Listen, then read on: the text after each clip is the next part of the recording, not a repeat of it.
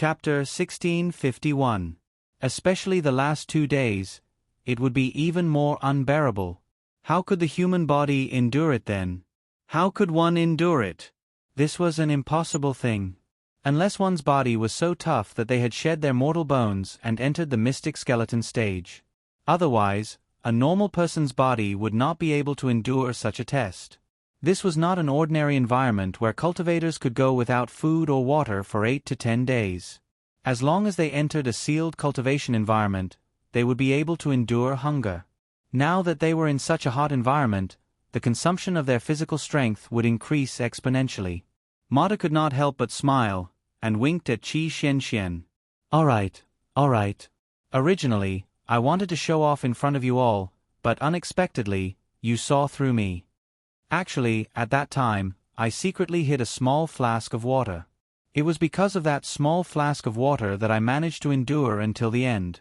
Every time I looked at that small flask of water, it was as if I was hinting to myself that I had already drunk the water, I had already drunk it. Then, I did not know why, but I managed to endure it. Mata smiled bitterly. You don't say. Ever since I went through this lava mountain range trial, I treasured every drop of water. At that time, I did not know how I managed to endure it. Every time I opened the flask, I would only touch my lips and drink 1 or 2 drops each time. Thinking of those bitter days, Mata felt that he had no hope in life at that time. Hearing this senior brother's bitter experience, everyone could not help but look at him sympathetically. Mata noticed the gazes of his junior sisters, and could not help but touch his nose awkwardly. So this time, before entering the lava mountain range, I did not need teacher's reminder at all. I took out all the water stored in my inner world. Mata took off his outer clothes, revealing the flask hanging on his waist, which was even more than the little fatty's. Everyone could not help but twitch their mouths. You are really well prepared. Qi Xianxian was speechless. He. Mata smiled. Of course. Don't tell me that water is our life in the lava mountain range. Starving for 2 days is not a problem for people of our realm. However, the lack of water is really uncomfortable. Arbor looked at them speechlessly, and said to the little fatty, Drink, don't die of thirst. Little fatty shook his head vigorously. No, I can't drink it. It was only the first day, and he had been here for less than 4 hours. I'll hold on.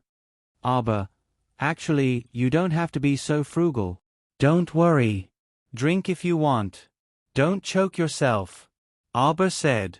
Qi Xianxian nodded and said, We'll cross that bridge when we get there.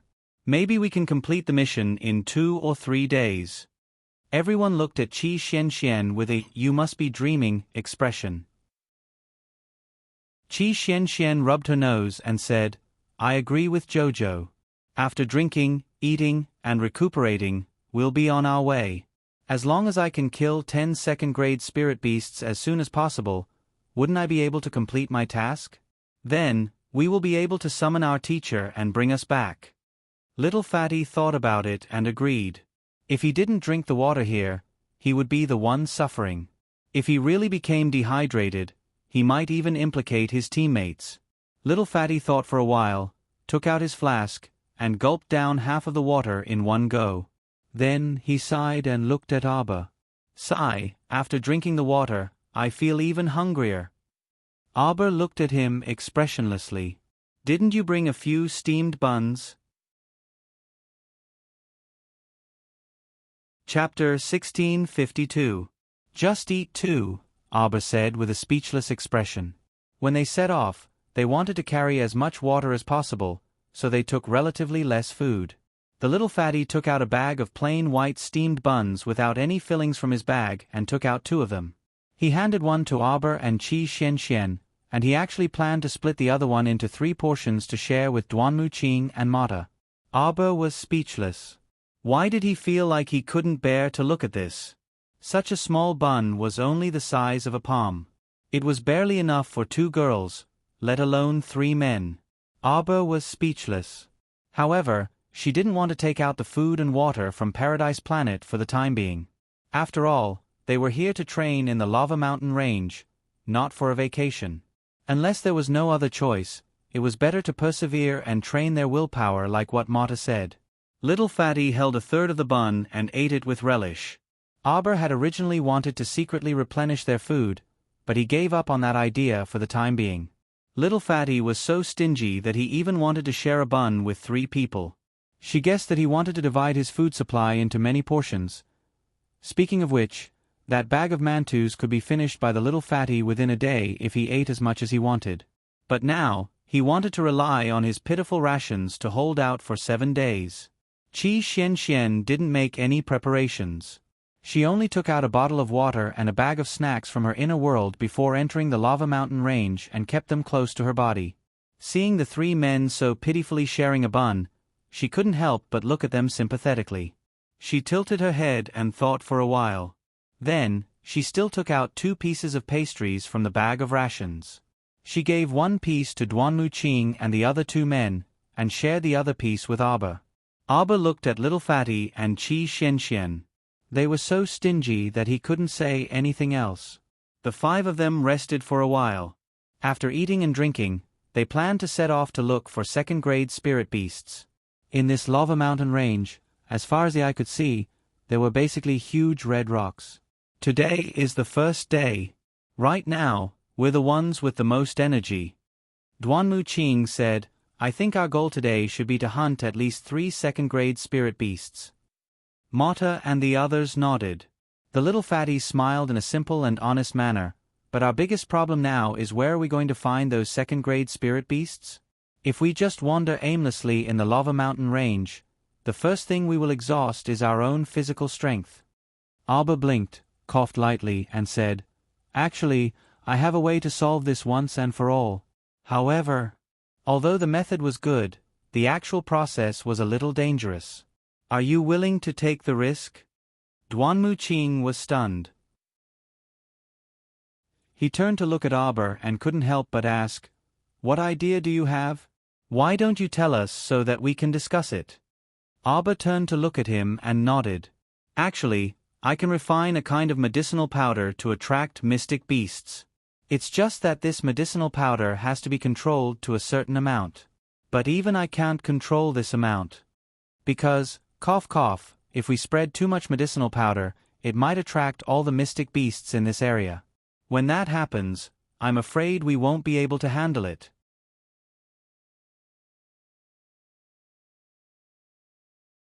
The meaning of these 9 stars was extraordinary. Ever since the second star on the 9 stars mirroring the moon cauldron lit up, she realized that the refining speed of the small cauldron had obviously doubled. Therefore, she suspected that every star on the 9 stars mirroring the moon cauldron was extraordinary. Unfortunately, this small cauldron had a huge appetite. If he wanted the 9 stars on the small cauldron to light up one by one, he had to feed it a large amount of rare ores. Last time, she had fed the small cauldron a lot of high-grade forging materials. She had watched as the cauldron's fire turned these materials into liquid, and was absorbed by the small cauldron. But repeatedly feeding it high-grade forging materials was not enough to satisfy the 9 stars mirroring the moon cauldron's huge appetite. Chapter 1654. In the end, it was the 2 small grains of Arctic star gravel that allowed it to rise by a level, and the second star of the 9 stars finally lit up. Refining some powder that could attract mystical beasts was simply a piece of cake for the current 9 stars mirroring the moon cauldron. Thus, the powder in the cauldron quickly took shape.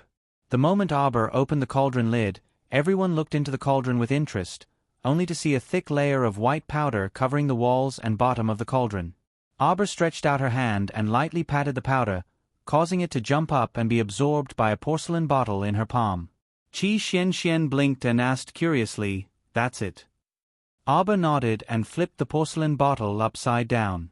She casually sprinkled some of the powder out, and with a slight sweep of her sleeve, the powder was dispersed by the wind. Let's hide and watch first. Arbor was naturally unwilling to stand here and act as a target. Following that, the few of them hid behind the rocks and watched the situation unfold. Because Arbor was still unable to control the amount of powder she used, she only took a small amount and mixed it into the air, causing the powder to scatter. The few of them hid behind the rocks and waited. Not long after, they saw 2 to 3 level 12 mystical beasts wobbling over. Arbor abruptly jumped out from behind the huge rock and waved her small hand. The remaining 4 people immediately jumped over and gathered their strength without any explanation.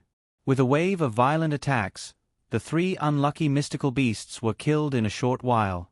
Arbor lowered her head and rummaged through the crystal cores. She only found a small piece on one of the mystical beasts. She turned around and gestured to everyone to hide. With her head lowered, Arbor once again pulled out a small bottle from her sleeve and poured out some powder that attracted mystical beasts. However, just as she was about to put away the small bottle, she heard a girl's giggle from not far away. This giggle made her hair stand on end. Arbor's small hand trembled slightly for no reason. That pinch of powder that attracted mystical beasts was unavoidably twice as much as before. When she turned around and realized that something was wrong, she took back the porcelain bottle. By then, the powder had already spread in all directions with the flow of the air. Arbor felt guilty for a moment. He hurriedly pulled Qi Xianxian, who was sticking her head out to look around, and gestured to Duanmu Qing and the other 2. The 5 of them quickly found a place to hide. Just as he finished hiding, he heard a flurry of footsteps approaching from afar. However, he heard the woman's voice say, "The fire-belly snake has always been something that can only be found by chance. These little things like hot places the most. I think there must be some in the lava mountain range." "It's just that." The woman's voice paused for a moment before she continued with a smile. "The fire-belly snake moves very quickly, and its body is very short and agile. I'm afraid it will be very difficult to catch it alive. The mission given by Fairy Yellow Crane this time is to obtain 3 live fire vipers." A cold voice interrupted the woman's words. "Otherwise, the mission will be considered a failure. Fairy has no obligation to pay half a spirit coin." The young woman, who was surrounded by everyone like a moon surrounded by a myriad of stars, looked to be about 27 or 28 years old. She was born with a charming appearance. This was Fairy Yellow Crane, who was equally famous as the beautiful fairy from the Palace of Cold Blood. She was one of the 5 most capable subordinates of Shuntian Prefecture's current prefecture lord. Chapter 1655. Lava Mountain Range was an open forest. If someone wanted to enter to search for snake gall and medicinal herbs, it was possible. This time, Fairy Yellow Crane had issued a mission to search for fire vipers. The snake gall of fire vipers was an important component in refining fire spirit pills. Fairy Yellow Crane's objective was self-evident.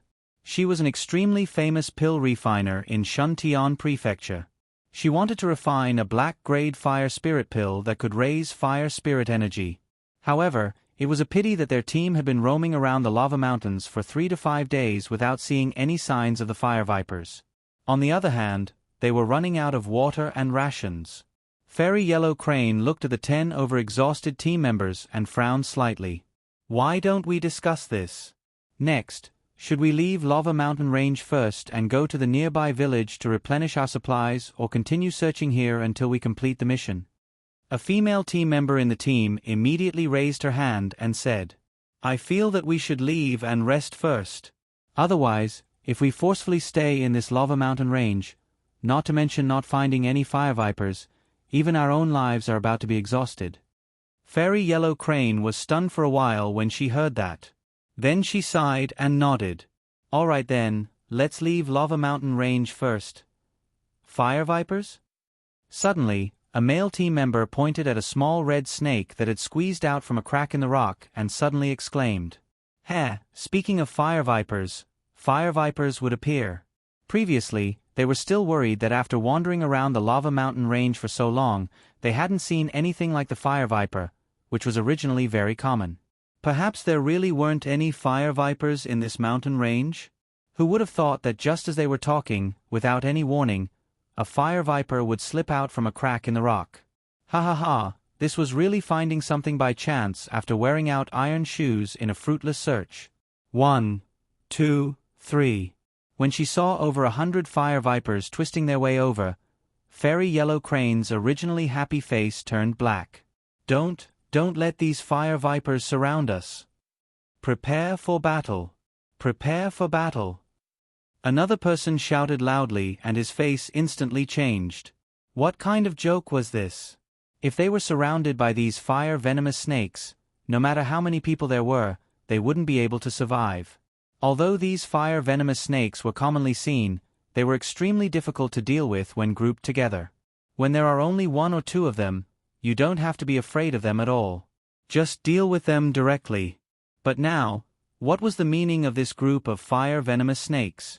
Fairy Yellow Crane led a group of exhausted teammates to begin the battle. Arbor and the others hid behind the boulder and watched the battle between the unlucky bastards and the snakes from afar. Fairy Yellow Crane summoned a palm-sized fireball and threw it at the group of snakes. Immediately, more than 10 fire vipers crawling on the ground were wiped out. Barely resisting the urge to vomit, Fairy Yellow Crane frowned and said, "Everyone, work harder. We can't fail miserably at such an easy task. Once we finish off this batch of fire-venomous snakes, as long as we can get 3 gallbladders, our mission will be considered complete. This time, I will give everyone some appropriate compensation." Fairy Yellow Crane's words once again aroused the enthusiasm of the crowd. In any case, with a generous reward, there would definitely be brave men. For the sake of the spirit coins, a portion of the people also gave it their all. Chapter 1656. Little Fatty and Qi Xian squatted by Aber's side, looking at the group that was fighting intensely with the snake horde. They lowered their voices and asked, "Jojo, when are these snakes going to retreat?" "They're not spirit beasts either. They're not what we're going to deal with." Aber looked at the fierce battle in the distance expressionlessly. "How would I know? This kind of medicinal powder that attracted mystic beasts could stay in the air for at least 1 to 4 hours. Humans would not be able to smell it, but if beasts smelled it, they would naturally rush over." It seemed that her little hand had trembled just now, and she had scattered too much medicinal powder. However, this was something that could not be helped.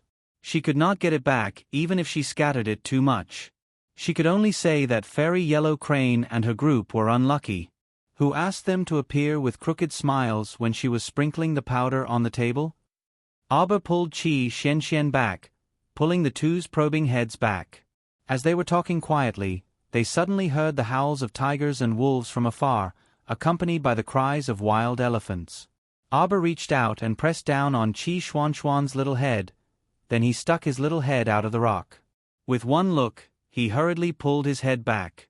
Meeting the inquisitive gazes of the other 4, Aber coughed softly. "No, nothing. The 4 instantly looked at him with a "look at your expression, you don't look like your fine gaze." Qi Xian could not hold back and hurriedly stuck her head out of the big rock. With just one look, if Aber had not suddenly reached out and covered her mouth, Qi Xian would have cried out in shock. "What the hell? How many beasts are there outside?" Jackals, wolves, tigers, leopards, F***king all came, and there were also many wild elephants.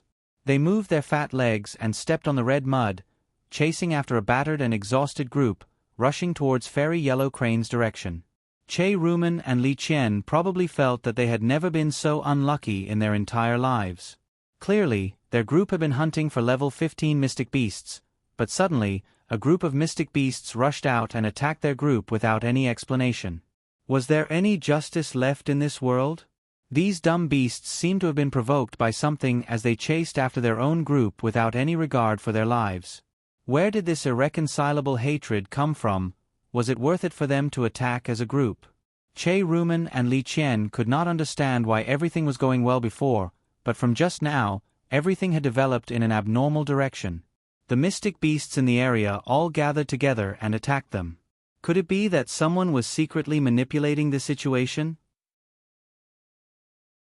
Che Rumen's fist, which contained the power of fire spirit, smashed hard on the head of one of the jackals, directly smashing its head into its neck and causing it to cave in. While she was at it with a kick. That huge kick sent the gray wolf flying into the air. With a bang, it collided head-on with a tiger that was charging at it. With Rumen's with a roar with Auto to of the Auto to Seven was to Che, it, to Che.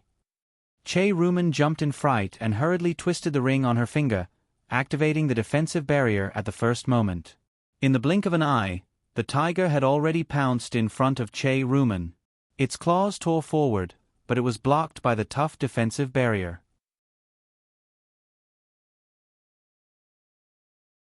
Chapter 1657. Che Rumen broke out in a cold sweat. When she saw the tiger claw pouncing towards her face, she really thought that her delicate little face was about to be torn apart by the tiger claw. Fortunately, her face was fine. Che Rumen subconsciously raised her hand to touch her face and let out a long sigh. As long as her face is fine. Che Rumen's hand lingered on her delicate skin, thinking, she has such a beautiful face, nothing must happen to her. Che Rumen activated her defensive barrier and hid behind Li Qian. She hunched her shoulders and half-squatted behind Li Qian as she whispered, "What should we do now?" The situation before them was quite critical. Just a few short minutes ago, there were already over 1,000 mystic beasts gathered around. The speed at which the mystic beasts were gathering was simply terrifying. Che Rumen's expression flickered. She was already calculating in her heart how to escape later. No matter what, even if she had to abandon her teammates and run by herself, she had to run out. After all, she was only 18 years old, a flower-like age. She could not give up her life in such a lousy place. Just as Che Rumen's team of 5 and Fairy Yellow Crane's team of more than 10 were bitterly fighting against the mystic beast horde, Aba's team of 5 was squatting far away, their sharp gazes searching for the second-level spirit beast among the beasts. Found it! Little Fatty almost cheered out loud, but then he thought of something and hurriedly covered his mouth to suppress his voice. Right now, they were preparing to loot a burning house, so it was best not to make a sound for now. Aba naturally also saw the spirit beast mixed in with the mystic beast horde. To be exact, it was a third-level spirit beast. It seemed that the medicinal powder was starting to take effect. Aba's eyes brightened. He stood up and stuck an invisibility talisman on himself as he said faintly, "I'll go lure that third-level spirit beast over." Everyone, Qi Xian looked smugly at the puzzled little fatty and chuckled. "Let me tell you something. Our Jojo is the only one in the world. Big talisman. Master. Are you surprised? Are you surprised?" Qi Xian was waiting to see little Fatty's shocked expression. After waiting for a long time, she realized that little Fatty didn't react at all. She couldn't help but pout. "Little Fatty, aren't you shocked?" The little Fatty shook his head vigorously and said, "I won't be surprised no matter what you say." After saying that, he reached out and patted his chest. "If you tell me now that Jojo can actually go to heaven, I'll believe you too." When Qi Xian heard this, the corners of her mouth involuntarily twitched. She looked at little Fatty as if she was looking at a weirdo. "You really have no integrity." Arbor, on the other hand, had already stuck an invisibility talisman on his body while the others were whispering to each other. Then, he slipped away from the group of spirit beasts like a wisp of smoke and swayed in front of the third-grade spirit beast. Suddenly, he stretched out his hand, and a row of icicles appeared between his fingers. Then, he pierced the third-grade spirit beast's butt. The third-rank spirit beast suddenly roared and swung its head, sending a man in Fairy Yellow Crane's group flying. That man didn't even understand what was going on before he flew into the sky. The third-grade spirit beast rampaged through the group of spirit beasts, chasing after the familiar aura that had pierced its butt. Aba led this big fellow around the group of spirit beasts and ran in front of Duanmu Qing and the others. "Hurry up and do it! Wake up and catch up on the latest chapter."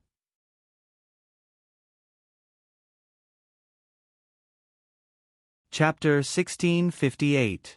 There was no need for Aba to say anything. The four of them joined forces and attacked together. How could they talk about the rules of the pugilistic world with this third-level spirit beast? They would just beat it up as a group. Ko Hongwen's level 8 earth spirit erupted and built a sturdy earth prison around the spirit beast. At the same time, Qi Xian waved a small hand and a bolt of spirit lightning landed on the third-level spirit beast's head. Duanmu Qing and Mata, who were at the side, each attacked with their swords. In less than a minute, they finished off the third-level spirit beast. Abba bent down and dug out the crystal core from the third-level spirit beast's head. Unlike the red crystal core, this third-level spirit beast's crystal core was pure silver. Although it was small in the palm of his hand, he could feel a strong sense of spiritual pressure coming from it. Abba put the third-level spirit beast's crystal core into his waist pouch and took out an empty storage talisman to put the third-level spirit beast's corpse inside. Little Fatty looked at her in shock. Jojo? You. Oh, this is a storage talisman. It can store the spirit beast's corpse to prove that we killed 10 spirit beasts. Kiki is. We can prove it by handing over the spirit beast's crystal core. Little Fatty's words were stopped by Qi Xuanxuan's glare. Are you an idiot? Qi Xianxian rudely poked Fatty's head with her finger. It's not like every spirit beast has a crystal core in their head. The instructor told us to kill 10 spirit beasts. What if none of your 10 spirit beasts have a crystal core? How are you going to prove it? You can't be thinking of dragging the 10 spirit beast corpses to the instructor, right? Abba said expressionlessly. Right. He didn't seem to want to ask this question just now. Little Fatty was distracted by Qi Xianxian and Abba's words and forgot to ask about Abba's storage talisman. Mata glanced at Little Fatty in amusement and reminded him, Storage talisman. No. Right. Storage talisman. The Little Fatty stammered this storage talisman, you don't need to use your profound sense to open it. Then, on your body, shui. Food. The Little Fatty stuttered so much that his words were almost out of tune.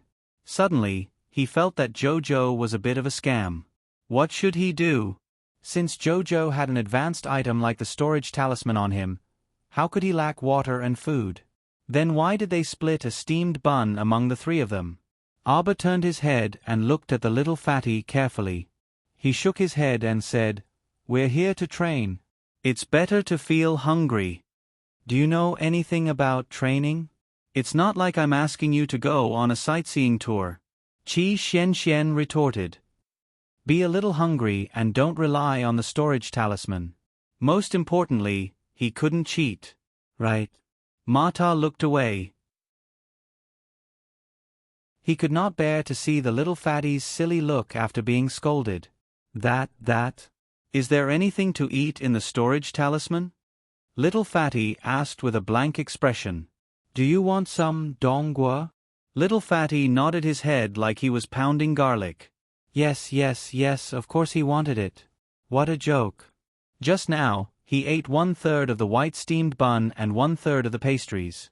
He wasn't full at all. Abba thought for a moment and took out 10 donggua from the storage talisman. He gave 2 to each of them and said sternly, Don't let that troublesome instructor find out. Everyone nodded obediently. If you're hungry in the future, you can roast that third-level spirit beast.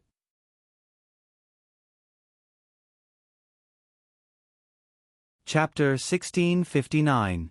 Qiao Mu had already thought it through. From the looks of it, that level 3 spirit beast just now was quite big. Although the spiritual beast meat was hard to eat, it was still something that was self-reliant. The main thing was that Wei Wei was always against them. If he were to find out about the storage talisman, he might accuse them of cheating and disqualify them from entering the academy. Abba didn't really care if he could enter the academy or not. But looking at Qi Xuanxuan's expectant expression, he didn't want to disappoint her.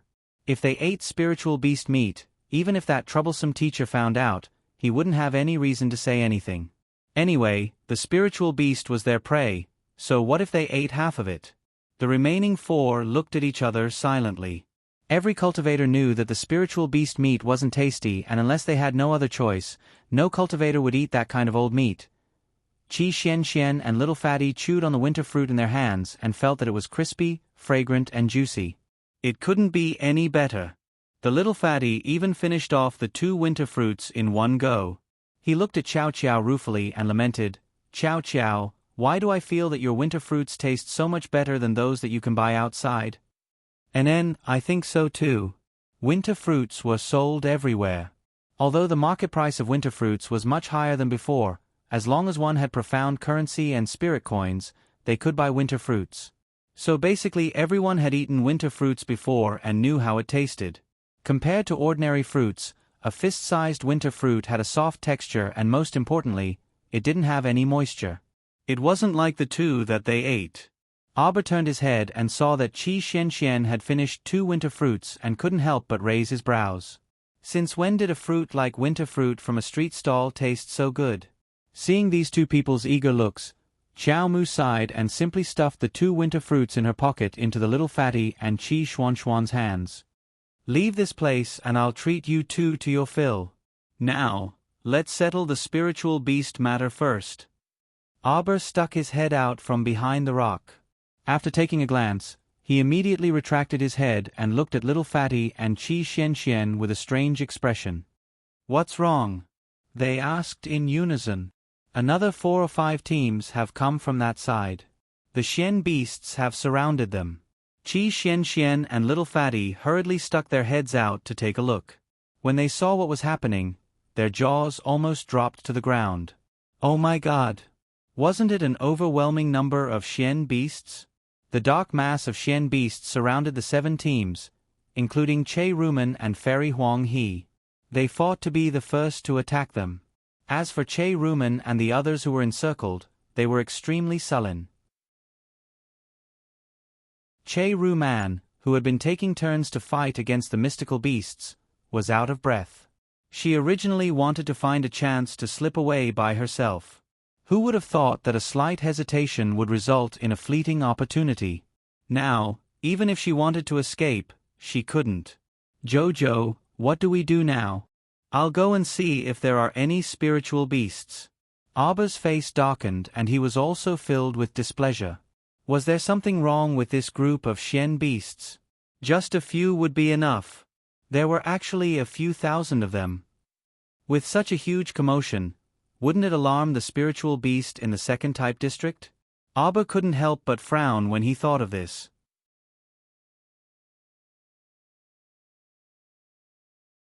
Chapter 1660. What if that divine beast also had nothing better to do and ran over here after eating its fill? Then how should she deal with it? Should she summon all the beasts around her and gang up on it, or gang up on it? Divine beasts were not easy to deal with. Xiao Mu reflexively rubbed her chin and threw them a wait look. She stuck an invisibility talisman on herself and ran towards the group of mystic beasts like a wisp of smoke. She flashed through the group of mystic beasts, thinking that her medicinal powder was rather unreliable. How did it attract all the mystic beasts? She finally found a spirit beast in the group of mystic beasts. That spirit beast was tilting its head, and its hairy face was full of vigilance. Its pair of small eyes rolled around, looking back and forth, as if it sensed the aura of some approaching danger. Arbor hurriedly squeezed her way over and imitated it, planning to give it but a good smack. Suddenly, that spirit beast roared angrily at where she was hiding. Immediately, more than a dozen mystic beasts slapped at her head with their claws. Ah! Arbor was stunned, but she reacted extremely quickly and escaped from the claws of several mystic beasts.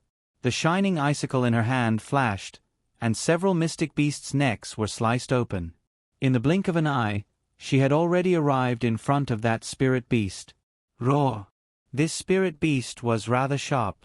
Based on the fact that it could not see her at all when she was invisible, it could still be so sharp and find her position to attack first. It could be seen that this spirit beast was somewhat unusual. Moreover, this fellow should be extremely afraid of death. It instinctively hid in the group of mystic beasts and commanded them to protect itself. Arbor was almost overturned by the mystic beasts time and time again, so she was somewhat angry. With a kick of her leg, she flipped onto the back of a mystic beast, a rhinoceros. With a heavy kick, she forced that rhinoceros to charge straight into the group of mystic beasts ahead. Fairy Yellow Crane and the others, who were fighting fiercely with the group of beasts, turned their heads and saw a rampaging rhinoceros charging towards the group of beasts.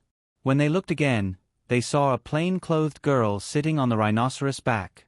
In her shock, she could not help but raise her hand to rub her eyes. Indeed, it was a young girl in plain clothes. She suddenly appeared like a ghost in the middle of the group of beasts, as if she had appeared out of thin air. She had never seen this person before. "Who are you?" Fairy Yellow Crane cried out sharply. Arbor knew that this was bad. It seemed that this woman's cultivation was much higher than hers, so she could see her under the invisibility charm at a glance. However, Fairy Yellow Crane's group of idiots clearly did not have Fairy Yellow Crane's eyesight. No one noticed Xiao Mu's existence. Instead, they all stared at Fairy Yellow Crane with strange gazes. One of the women couldn't help but giggle. "Fairy Yellow Crane, are you seeing things? There's no one in this herd." Arbor couldn't help but grind his teeth when he heard the woman's shrill laughter. It was her, it was her. The woman who had laughed so hard that her hand trembled, causing her to scatter too much of the mystical beast luring powder. "None of you can see it?" Fairy Yellow Crane screamed and turned to look at Che Rumen, whose wrists were trembling from chopping mystic beasts. "You can't see that woman either?" Che Rumen was about to go crazy from fighting with the mystic beasts beside her. How could she have the time to look back? Even if she heard Fairy Yellow Crane's question, she had no time to respond.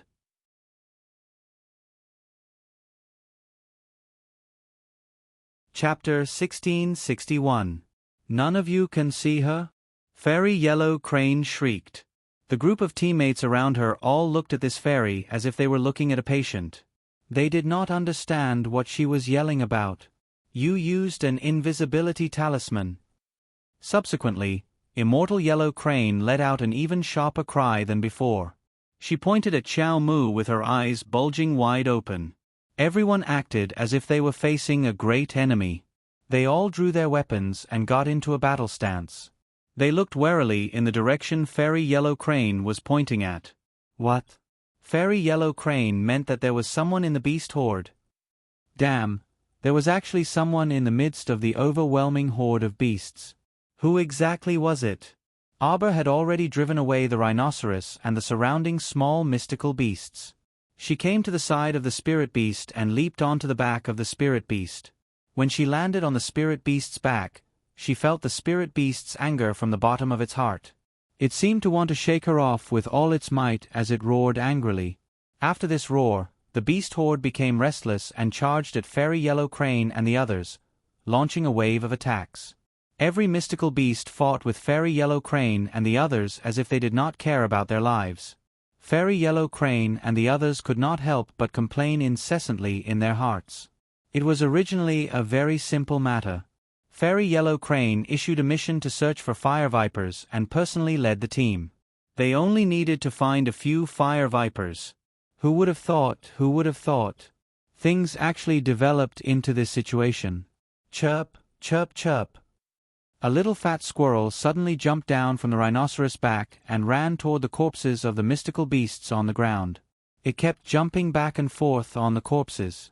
If someone looked at it carefully, they would realize that every time this little fat squirrel landed on a mystical beast's corpse, it would accurately use its sharp little claws to cut open the mystical beast's head and dig out the crystal core inside. After this action, the mystical beast crystal cores on the field were basically all collected by the little fat squirrel. The pitiful Fairy Yellow Crane and the others did not know about this at all. Even if they cleaned up the battlefield afterwards, they would only think that they were unlucky. They had killed so many Xian beasts, but not a single one had a crystal core. It's you who found so many Xian beasts to attack us? Why? Fairy Huang, he shrieked hysterically at Xiao Mu. Xiao Mu's face darkened as she gazed at her. Afterwards, she forcefully hammered that spiritual beast, forcing it to hastily kick its legs and flee. That enormous spirit beast had the head of a tiger, and its running and jumping speed was much faster than that of an ordinary tiger. He rampaged through the group of Xian beasts, knocking some of them unconscious. Arbor stabbed its head with a sharp icicle in his hand. The spirit beast jumped and roared, wanting to throw Arbor to the ground. Unfortunately, no matter how hard it tried to jump around, no matter how hard it shook its body, Arbor still sat firmly on its back. Roar, roar, roar. Fairy Yellow Crane, what's going on now? The others could not see what Arbor was doing and were somewhat nervous. They could not resist the pressure in their hearts and hurriedly asked Fairy Yellow Crane. Fairy Yellow Crane's expression was also somewhat strange. She could see very clearly that the little girl was clearly trying to lure that enormous spirit beast away from the mystical beast horde. In that case, she had misunderstood the other party. The little girl was clearly not a bad person.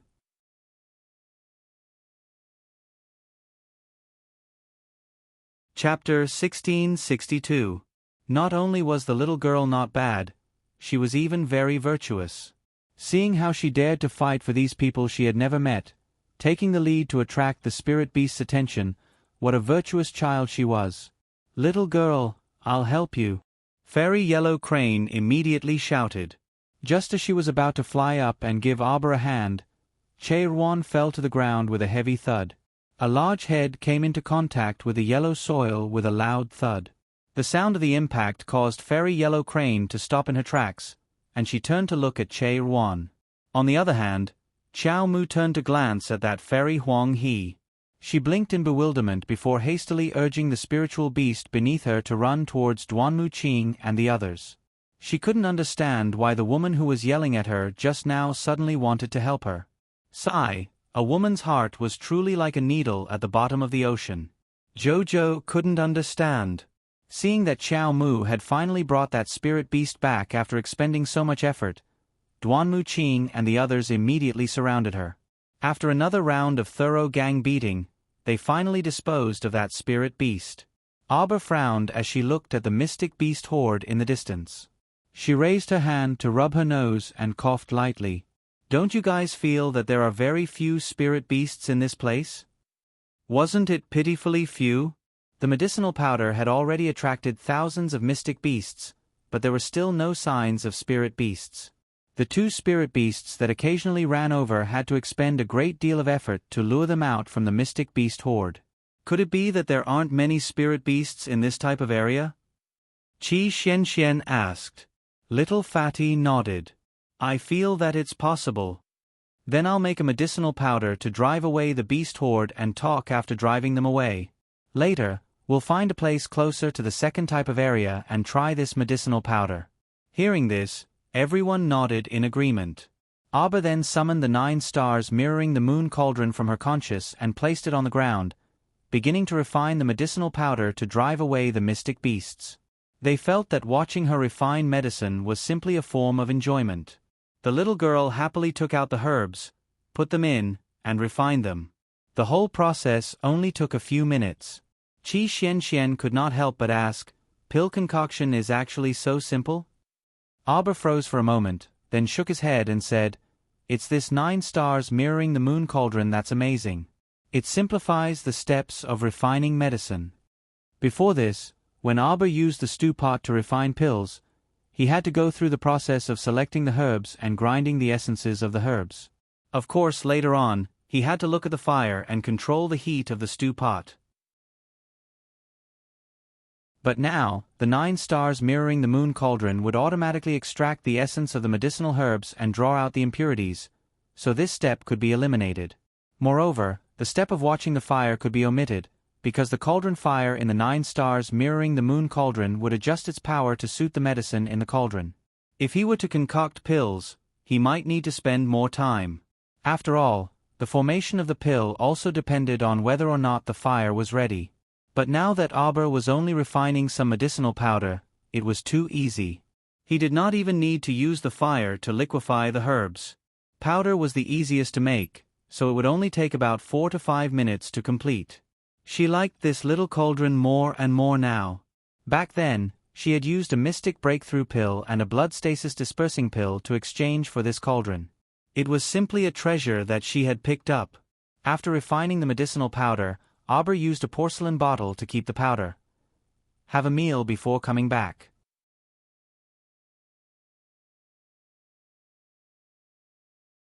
Chapter 1663. With a faint smile on her lips, Chow Mu gently stroked her small cauldron. The small cauldron seemed to be sentient and seemed to know its owner's fondness for it. The cauldron even revealed a faint glow, as if responding. With a whoosh, she recalled the small cauldron back into her conscious.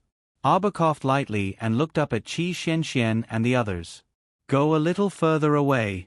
The smell of this medicinal powder might not be too pleasant. It was more than unpleasant. The stench was simply overwhelming. Once the medicinal powder was scattered, everyone looked like they were constipated. When Arbor finished scattering the medicinal powder calmly and returned to their side, Qi Xianxian and Qi Xianxian stared at each other. Qi Xianxian covered her nose and looked at her curiously. Chow chow, don't you stink?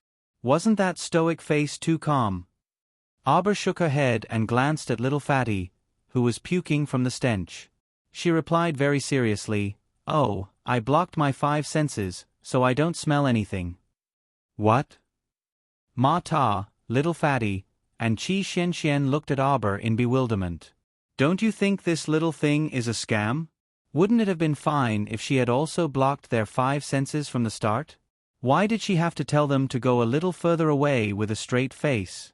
It was as if they wouldn't smell anything if they walked a little further away. On the side, Duanmu Qing couldn't resist bursting into laughter. He stared at Arbor for a long time. He wondered if it was his misconception. He kept feeling that this little girl had been intentionally or unintentionally avoiding his gaze the entire time. When Duanmu Qing thought of this, he couldn't help but frown. Arbor glanced at Ma Ta and the others indifferently. Her expression was simply, that pair of cold and beautiful eyes were clearly saying, Are you all idiots? You don't even know how to block your 5 senses when you stink. You still need others to teach you. Ma Ta was speechless. Qi Xianxian and little Fatty exchanged glances and sighed in unison. Fine, they had been led into a trap by the little stoic. Let's go. Arbor waved her small hand. The 5 of them headed toward the second category area. The instructor had said before that they would have to bear the consequences of stepping into the second-class area. The second type region had a divine beast overseeing it, and it was not to be trifled with. However, it wasn't impossible to do something strange at the entrance of a second-class area.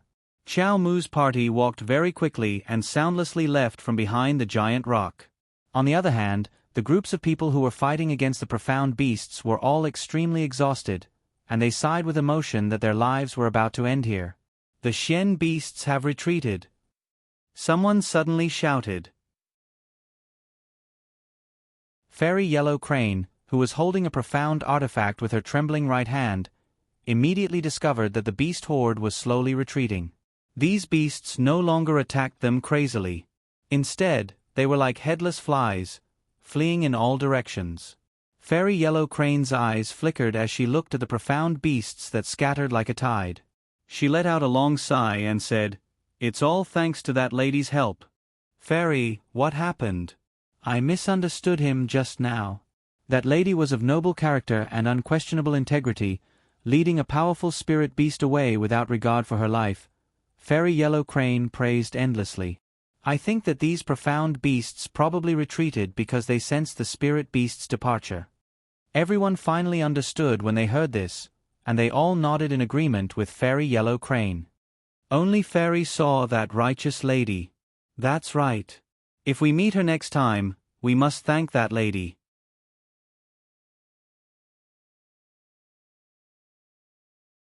Chapter 1664.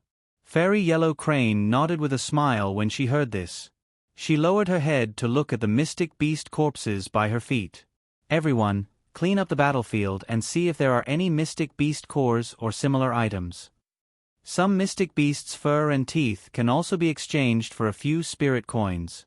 Everyone, take whatever you want and split it amongst yourselves. Fairy Yellow Crane's voice fell, and the dozen or so members of her team immediately went forward in high spirits to clean up the mystic beast corpses on the ground.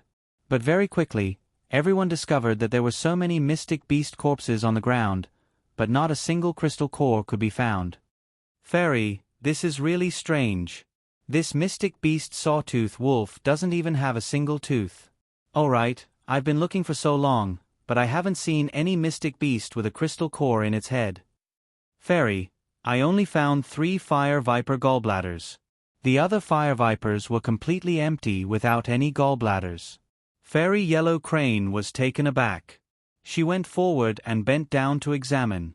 Indeed, she saw many mystic beast skulls that had clearly been dug open. But what was strange was that these skulls did not seem to have been cut open by a blade. Instead, they seemed to have been clawed open by some sharp object. Fairy Yellow Crane was puzzled and could only stand up and say, "It seems that there should be some powerful spirit beast hiding in the dark. Let's hurry and pack up and leave Lava Mountain Range immediately." "Master, Master, look at this. The fire sable's fur can be used to make a fire sable cloak for Master. The teeth of a sharp-toothed wolf. Master, do you like a collar made from sharp-toothed wolf teeth?" "I don't like it." Arbor had a headache as she interrupted the noisy little fat squirrel. "Teske, Master, if you don't want them, you can sell them all for money. And this, fire viper gallbladders. Do you like them, Master?" Arbor's face was stoic as she put away the 2 storage talismans that the little fat squirrel handed over into her waist pouch. She nodded and said, "Not bad." The fire viper's gallbladders were a necessary ingredient for refining fire spirit pills. They were good stuff. The fat squirrel immediately chirped happily. Master said she liked them. Arbor turned his head slightly and immediately saw the 4 people's stunned expressions. It turned out that Jojo had sent this fat squirrel to clean up the battlefield with a storage talisman in advance. What else could he have left behind? The 4 could not help but silently light a row of candles for Fairy Yellow Crane and the others in their hearts. He felt that if Yellow Crane Fairy and the others knew the truth, they would definitely beat Jojo to death. Not only did this person take away a lot of crystal cores and snake gallbladders, in the end, he didn't even let go of the teeth and fur of the profound beasts. Arbor carried the rather heavy little fat squirrel and walked in front of everyone with an indifferent expression. She didn't think that little Chirpy had gone overboard at all. That's how it should be. Moreover, she had spent a great deal of effort to lure those profound beasts over, so the spoils of war naturally couldn't benefit Che Ruman's group. The 5 of them followed the map in their memories and arrived at the intersection of the 2nd and 1st category areas. The crimson rocks here were even larger than those in the 1st category areas. Each piece was as tall as an adult man. All kinds of rocks were oddly jagged and stood in picturesque disorder in front of them. Arbor took out the medicinal powder that attracted the profound beasts from her pocket and made a gesture for the 4 of them to spread out. Then, she scattered some of the medicinal powder. Not long after, they heard 2 beast roars coming from the depths of the stone forest. "See you tomorrow."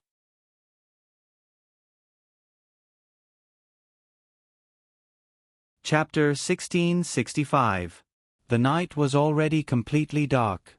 This time, the amount of medicinal powder that Arbor scattered was considered moderate. Following the smell, only a dozen or so mystic beasts and 3 spirit beasts ran over. They only took care of those 3 spirit beasts and released the rest. The night in the Lava Mountain Range was very unbearable. Because once night fell, the temperature of the entire mountain range was even hotter than during the day.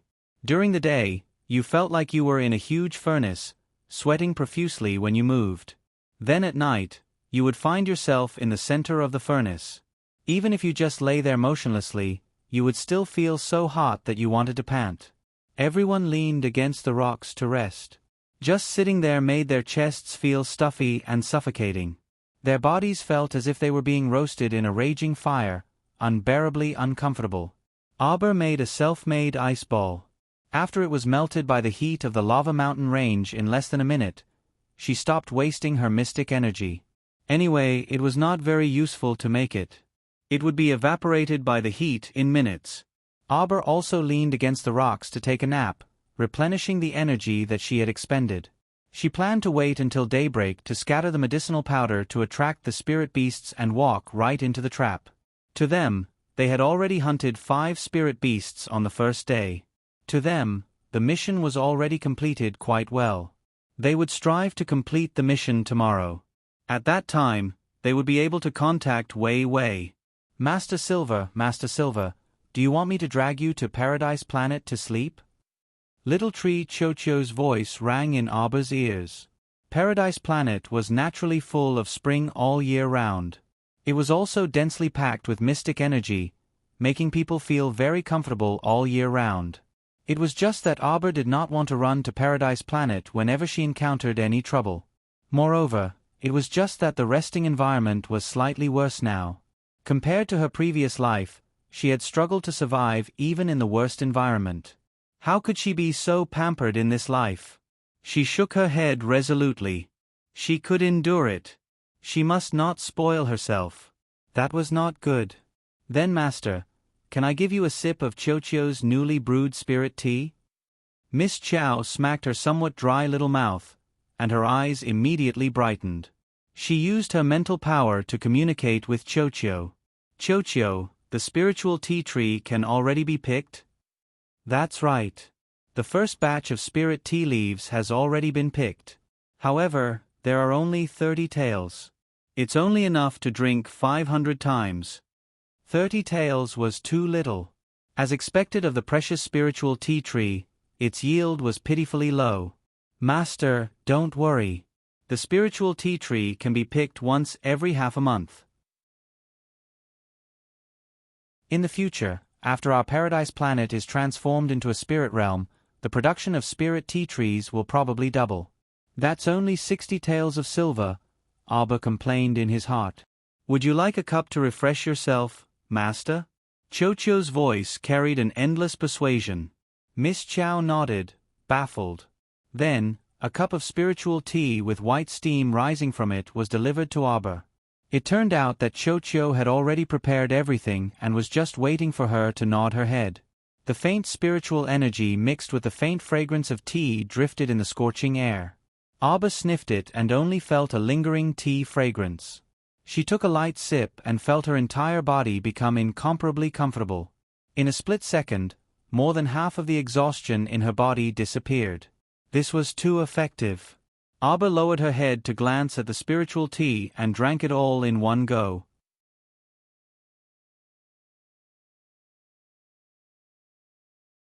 Chapter 1666. After drinking a cup of tea, the fragrance lingered in her teeth and cheeks, and she felt relaxed. Arbor only felt that her body was warm and cozy, and she could no longer feel the burning sensation from the fire. It was as if her entire body was soaking in a hot spring, extremely comfortable. Ball, pour me another cup. Is this brewed with spirit tea leaves that are half a tael and a fawn? Yes, Master. Master's measurement of medicinal herbs was extremely accurate. Naturally, she could accurately tell the amount of spirit tea in one cup. A green vine took the teacup back to Paradise Planet, and within a second, handed another cup of steaming hot spirit tea to Arbor. After drinking another cup of spirit tea, Arbor felt that the mystic energy in her body that had been depleted had completely returned. After drinking the third cup, Arbor could feel a trace of spirit energy circulating slightly in her meridians, slowly flowing through her body. Under the mystic energy in her body, this bit of spirit energy was like a clay ox entering the sea, immediately sinking and disappearing without a trace. However, this could not be denied. If this spirit tea was drunk over a long period of time, it would naturally imperceptibly change the meridians in her body, helping her to shape her spirit meridians, and increasing the spirit energy in her body. When the tea was brewed for the fourth time, the effects were slightly less effective. After drinking 7 cups of water in a row, Arbor felt that the spirit tea in her cup was no different from ordinary tea leaves. However, when ordinary tea leaves were brewed for the 7th time, they were basically so bland that they could not taste anything. Arbor put down the teacup, only feeling that her physical strength had recovered to an extremely optimal state. Even if 3 spirit beasts ran over right now, she could still beat them 3 times in a row. Ball, brew another 4 people's worth of tea. She wanted to treat her teammates to tea. Ball nagged, this tea is too expensive. Right now, it's only enough for 500 people. The more you drink, the less you get. Moreover, with their weak bodies, how can they endure this spirit tea? Although it nagged incessantly, Ball still ran off to brew the tea. Not long after, it told her that the tea was ready. Arbor turned a deaf ear to Ball's nagging. Thus, she excitedly got up and ran over to wake up her teammates one by one with great interest. Duanmu Qing was not in a deep sleep. When he felt someone walk to his side, his eyes suddenly opened. Abba was hesitating whether or not he should reach out to push him when he suddenly saw him open his eyes. He subconsciously took a step back and looked away guiltily. He coughed lightly and said, Since you're awake, get up and drink some tea." The little fatty raised his hand and yawned. His eyes were hazy as he said, "Jojo, I thought some profound beast would attack us in the middle of the night. What's wrong with this kid? Waking them up in the middle of the night for tea? Why are you drinking tea? I want to sleep." Qi Xian sat there with her head drooping. She felt that her entire body was drenched in sweat. Her entire body felt sticky and uncomfortable. "Come, have some tea." Abba handed cups of tea to the 5 of them. "Drink up." Unable to refuse such hospitality, the 4 of them picked up their teacups and drank. After sleeping for most of the night, he indeed felt very thirsty. This cup of tea came at the right time. After drinking a cup of tea, the 4 of them widened their eyes. It was as if the little fatty's soul had returned to him. He stuttered, "Jojo, this tea? How strange. Where did Jojo get the tea in the middle of the night? It was still F*King hot. How do you feel?" Abba wanted to know if the effects of the spirit tea they drank were the same as hers.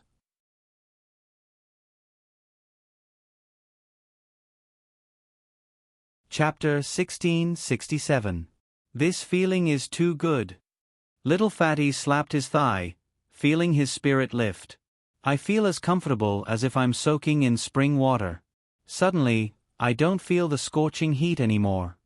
Qi Xuan's eyes lit up. She felt that the sticky and smelly sweat all over her body seemed to have disappeared. Even though she was sitting on top of the lava mountain range, she could still feel the cool and refreshing night breeze. Right, what kind of tea is this? It's too magical. What's up with the 36,000 small pores all over her body and the comfortable feeling? Abba took out a teapot and filled the teacups in front of the 4 of them. Another cup. The 4 of them hurriedly reached for the cups. They didn't care about talking anymore, nor did they care about whether it was hot or not. Like cows drinking water, they gulped down another cup. "How do you feel?" Abba asked again. I feel that my whole body is filled with profound energy. The profound energy that was consumed earlier has all been recovered." Little Fatty stuttered, his eyes filled with disbelief. This was too fast. Even the profound recovery elixir wasn't this effective. The profound recovery elixir that was sold on the market could only recover 1/10 of one's profound energy. And this ordinary cup of tea actually soothed the profound energy in their bodies by 100%. My God, what kind of tea is this? While holding a small notebook and brush, Chow Mu earnestly recorded down the effects of the medicine.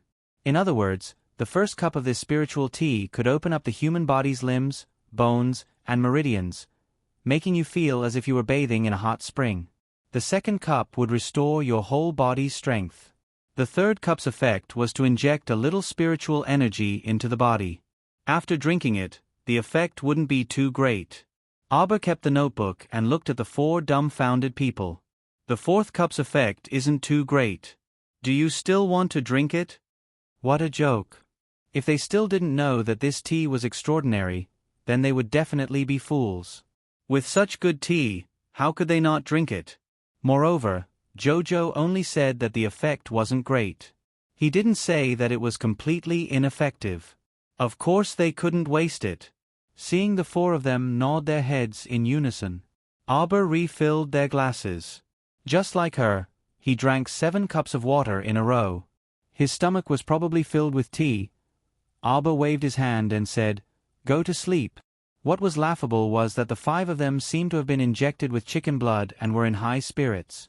How could they still sleep? After tossing and turning for a while, Abba suddenly got up from the rock. The other 4 also sat up and looked at her speechlessly. Ahem. Abba coughed lightly with an indifferent expression. "Why don't we scatter some powder now and provoke some spirit beasts to fight?" "Good idea." Qi Xian immediately agreed. Now that her eyes were clear and her mind was clear, she did not feel sleepy at all. It was useless to just lie there and roll around. She might as well get some spiritual beasts to continue with the mission. Seeing that the four of them had no objections, Auber took out a porcelain bottle filled with medicinal powder from his pocket and sprinkled it. It was an exciting night. In the middle of the night, the entire lava mountain range was restless. Many beasts ran towards Auber and the others. The shadows of the mystic beasts galloping in the forest affected Fairy Yellow Crane, Che Rumen, and the others. They had no idea what was going on. They only knew that the mystic beasts in the entire lava mountain range were very busy tonight.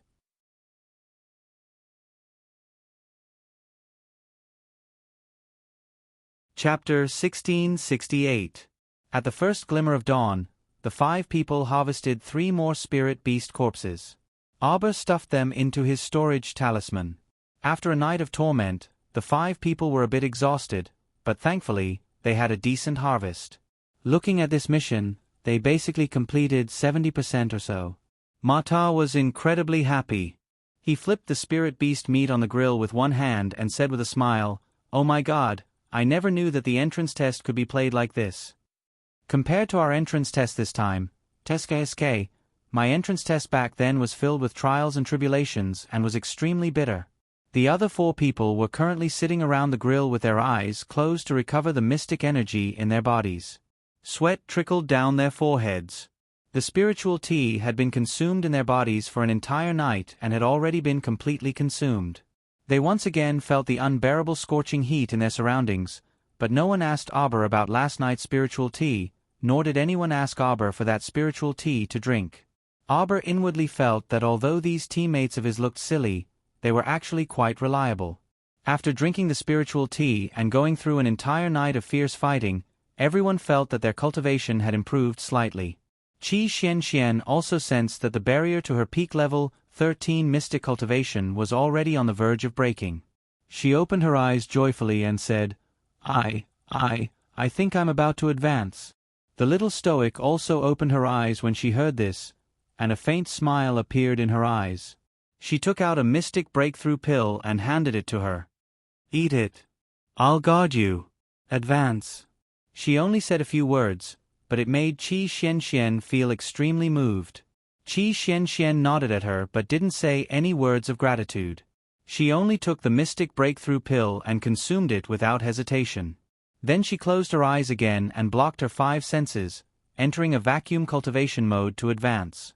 Soon, Qiao Mu clearly saw waves of mystic energy drifting over from above the stone forest. Mystic energy from all directions was swarming into Qi Xuanxuan's body. Instructor Wei Wei, who was sitting quietly on a huge rock in the lava mountain range, suddenly opened his eyes. He raised his head to look at the restless profound energy on the mountain range and muttered to himself, "Someone actually advanced in the lava mountain range?" Wei Wei closed his eyes again, ignoring everything around him. In the other room, Fairy Yellow Crane looked at her teammates with a pale face and said, "Let's leave the lava mountain range now. Last night was really lively. All the Xian beasts in the entire lava mountain range have heard the news, haven't they? They couldn't sleep well that night. Originally, she had already obtained 3 fire vipers' gallbladders yesterday. After completing the mission, she could immediately leave the lava mountains. However, it was already late at night, and it wasn't safe to walk in the lava mountain range at night. Therefore, Fairy Yellow Crane decided that everyone would endure for one more night. After resting enough, they would set off the next morning. In the end, things didn't go as planned. That night, let alone rest, Fairy Yellow Crane and the others were all on tenterhooks, not daring to close their eyes. They were worried that those mischievous mystic beasts would be blind and surround them at some point. After spending a deceptive night, when everyone was resolutely planning to leave, Fairy Yellow Crane also discovered that mystic energy from all directions was gathering in one place in the sky above the mountain range.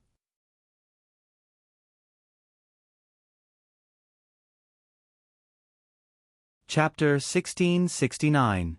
Fairy Yellow Crane glanced over in shock and muttered to herself, "Someone actually advanced in such a harsh environment." Then, she did not pay any more attention to it and led the team back to where they came from. Wait. A weak voice came from beside her. causing Fairy Yellow Crane to stop in her tracks. Fairy Yellow Crane turned her head and saw Che Rumen, who looked exhausted. She was half lying in Li Qian's arms and waving at her. "Friend, can you sell us some water?" After a series of fierce battles, not only did Che Rumen feel exhausted, but she could not even lift her hands. Even the feeling of longing for water was driving her crazy. She wanted to drink water. Now was the time. However, all of the teammates in the team had also drunk all the water on them during the fierce battle. In the process of fighting with the mystical beasts, they had consumed a lot of their physical strength. Only by constantly replenishing their water could they barely support themselves from falling to the ground. Although they persevered in the end, they ran out of water on the second day of the test. This made them feel very confused. After all, the mission given to their team by the instructor was to kill 10 spirit beasts of level 1 and above. In the army of mystical beasts they encountered yesterday, they basically did not see any spirit beasts. Even if there were, who would have the energy to specifically capture spirit beasts when they were about to lose their lives? Fairy Yellow Crane was a woman with a good temperament. Seeing Che Rumen's situation, she could not help but feel a trace of sympathy. She raised her hand and took out the only 2 jugs of water in her inner world. She handed them to Che Rumen and said, "The dozen or so jugs of water I brought in are almost all used up. Take these 2 jugs, but I see that your situation is very bad. If possible, you might as well leave with us and go to a nearby village to replenish your supplies first. There are no villages within 100 kilometers of here. The closest to the Lava Mountain range is Anka City." "Then let's go to Anka City." "No." Che Rumen bit her lip and shook her head. "Our team's mission is not complete yet. Can you ask your team members to bring us a few jugs of water? You're leaving the Lava Mountain range anyway, so you should be able to reach Anka City by tonight at the latest." Fairy Yellow Crane looked back at her team members behind her with some difficulty. Some members were cautious and lowered their heads to avoid meeting Fairy Yellow Crane's gaze. That was a clear rejection. Fairy Yellow Crane naturally did not want to force her team members. After all, they had yet to leave the Lava Mountain range. In this special environment, they were not completely safe. Only 2 members, seeing that Fairy Yellow Crane was in a difficult position, stood up and handed 2 jugs of water to Che Rumen. Che Rumen was somewhat dissatisfied. Fairy Yellow Crane's group of more than 10 people only gave them 6 jugs of water. This was too stingy. However, there was nothing she could do. She could only watch as Fairy Yellow Crane's group left. Che Rumen turned her head and looked at Li Qian, who was breathing heavily. "Li Qian, you promised that you would get first place in this competition." Li Qian's eyes flashed with impatience. Who knew that the environment of this Lava Mountain range would be so harsh? The 2 of them were about to quarrel again. On the other hand, the level 13 mystic cultivator who joined last advised with a vulgar smile, "It's not impossible to take first place."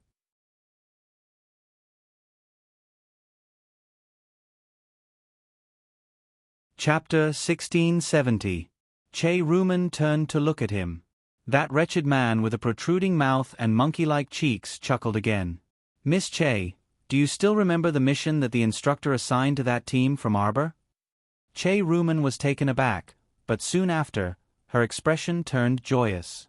"You mean, we will find Xiao Mu's team and stealthily follow behind them, waiting for an opportunity to steal the cores of the spirit beasts they killed?"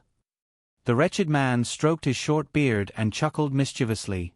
"This is a low-level method. How many spirit beasts can we steal from them? If they become vigilant, with the strength of their team members, we absolutely won't have a good time in their hands." "Then what good idea do you have?" The wretched man took out a talisman shining with a faint blue light from his pocket.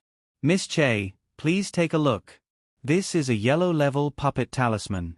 Secretly stick it on that little girl, and I guarantee that she'll be obedient for 7 days." The wretched man chuckled mischievously again. Che Rumen and the others were slightly startled. The level 14 mystic cultivator in the team, Zhu Bozong, couldn't help but frown. "Why do you have such a dirty thing like a talisman?" People like talisman masters were loathsome existences no matter where they were.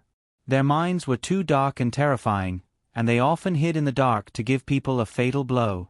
The people they plotted against were still so foolish that they couldn't tell what was going on. The wretched man chuckled. You don't need to worry about that. In any case, I have my own channels. Just say if everyone wants to do it or not. I'm telling you, this talisman of mine has a great origin. The great master who made the talisman has a much higher cultivation than that little girl surnamed Xiao, so he can definitely make her fall for it without anyone noticing. Heh heh. After speaking, he took out another talisman from his pocket. This is an invisibility talisman. I bought it in the black market by chance. If not for Fairy Huang He's reminder, I would have forgotten about the invisibility talisman. The wretched man glanced at Li Qian. How about it, young Master Li? Do you want to do it? Do you dare to do it? You want me to put on an invisibility charm, sneak up on Arbor, and use this puppet charm on her? Li Qian immediately understood. Of course, among all of us, your cultivation is the highest, and your movements are the most agile. Young Master Li is the most suitable person to do this. Che Rumen gritted her teeth. Li Qian, let's do it this way. Li Qian couldn't help but frown, but he still couldn't go against Che Rumen's intentions. Will your invisibility talisman be discovered by others? After all, there was a level 3 spirit master in their team. The wretched man's eyes flashed slightly, and he immediately laughed.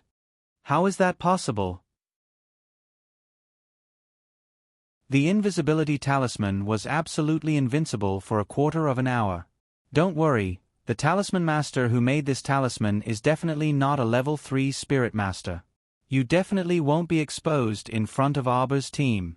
When he said this, it made people feel uneasy. Li Qian frowned. Unable to resist Che Rumen's pleading gaze, he decided to take the risk and give it a try. Where can we find Arbor's team?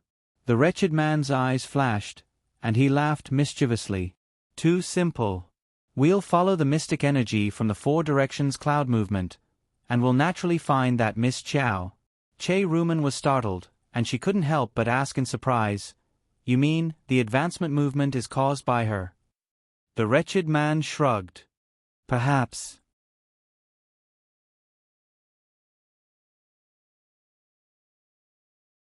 Chapter 1671. Following the direction of the surge of mystic energy, Che Rumen and the others indeed found traces of Arbor's group of 5. Che Rumen couldn't help but glance at that vulgar man. Who exactly was this person? Why was he so sure that someone from Arbor's team had advanced? Although it wasn't that loathsome Miss Qiao who had advanced, if someone from Arbor's team had advanced, it meant that their team's strength had improved yet again. This wasn't a good thing that was worth praising. I'll go now. Li Qian lowered his voice and asked. The vulgar man grabbed him. Young Master Li, let's make things clear first. I'll help your team get first place in this competition. After the competition ends, I'll deal with Miss Qiao. Li Qian couldn't help but be startled. What do you mean? We're all in the same boat. How could young Master Li not understand? The vulgar man revealed his black teeth and snickered at Li Qian. Li Qian immediately understood, but he looked down on the vulgar man in front of him. I didn't expect this brother to like this type. That Miss Qiao looked like she hadn't reached marriageable age. She was too young. Although she was very beautiful, her entire person was as cold as a jade carving. Li Qian didn't like this. The vulgar man chuckled. Go. Li Qian stuck the invisibility talisman on himself and felt a strange force enter his body. Immediately, he heard Che Rumen exclaim in a low voice. Li Qian disappeared. Li Qian couldn't help but feel more confident. He left Che Rumen and the others' hiding place and walked briskly towards Arbor's group of 5. Arbor should be guarding Qi Xianxian. Senior brother Mata was sitting at the side, flipping the barbecued meat on the rack. In the team, other than Qi Xianxian who was advancing with her eyes closed, the other 2, Little Fatty and senior brother Duan Muqing, were also meditating with their eyes closed. Li Qian exclaimed in a low voice. The heavens were helping him. He was originally worried that if senior brother Duan Muqing was awake, things would be difficult. He didn't expect that only senior brother Arbor and senior brother Mata were guarding. If this was the case, the success rate would be higher. As long as he stealthily snuck to Chow Mu's side and, as the vulgar man said, stuck that puppet curse onto her without anyone noticing, the powerful curse's power would enter her conscious and immediately take control of her movements. At that time, for 7 days, she would have no choice but to obey orders. Of course, the control of Chow Mu, this little puppet, would most likely still fall into the vulgar man's hands. That was because the wretched man had never told him how to use the puppet charm. Li Qian silently arrived in front of Chow Mu, but his body suddenly stiffened. This was because he noticed that Miss Chow had raised her head and was looking at him coldly and mercilessly. Immediately, cold sweat dripped down from his forehead. Why did it feel like this line of sight was substantial and had such penetrating power? Li Qian suddenly picked up a small grain of sand and flicked it at Arbor's feet. The sudden movement of the small gravel caused Mata, who was on the side, to swiftly look around vigilantly. After discovering that there were no suspicious humans or beasts in the surroundings, he raised a piece of spiritual beast meat and said to Chow Chow with a chuckle, "Chow Chow, this spiritual beast meat is ready to eat. Do you want a piece first? You eat." Arbor glanced coldly at Li Qian, then closed her eyes. Li Qian heaved a sigh of relief. Damn, he thought Chao Qing saw him. So he was overthinking.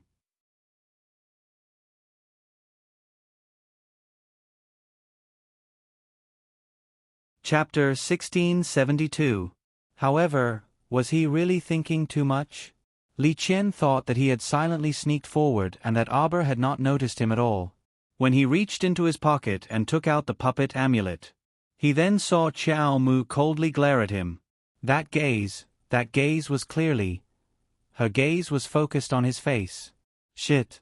She could actually see him? Li Qian cursed the wretched man in his heart. His pupils constricted. He was about to dodge to the side and retreat. Arbor raised her hand and a light screen suddenly covered Li Qian's body. Li Qian was trapped in an inverted transparent cover and his expression changed slightly. Arbor looked at him without a trace of pity in her eyes.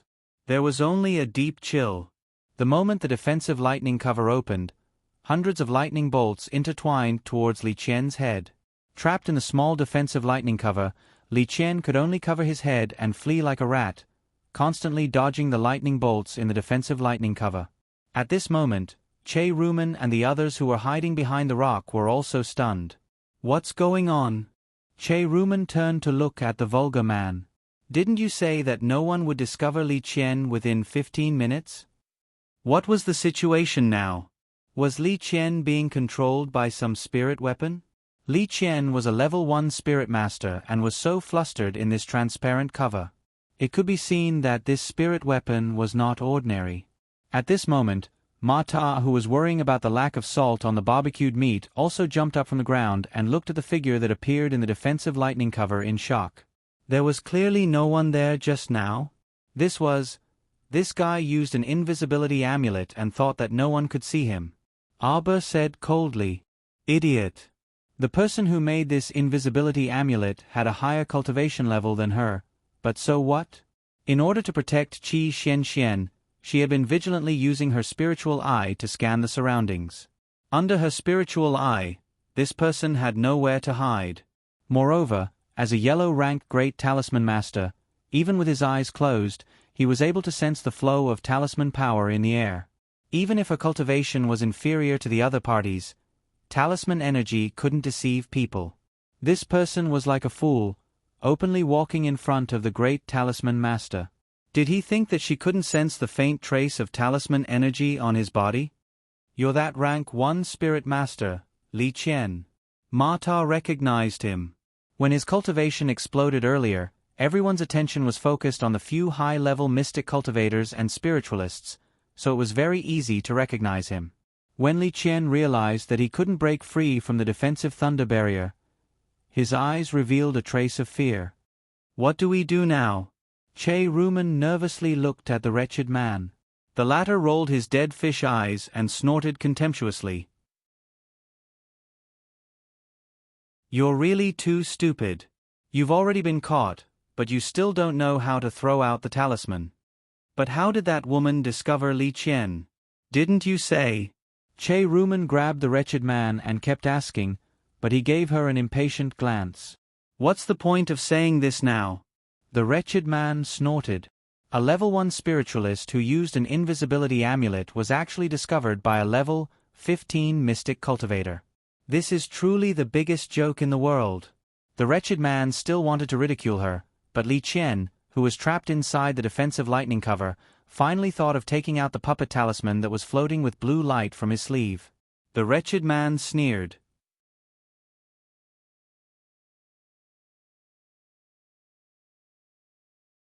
Chapter 1673. Humph, idiot. The vulgar man sneered. You should have taken it out earlier. Talismans wouldn't be blocked by spirit weapons.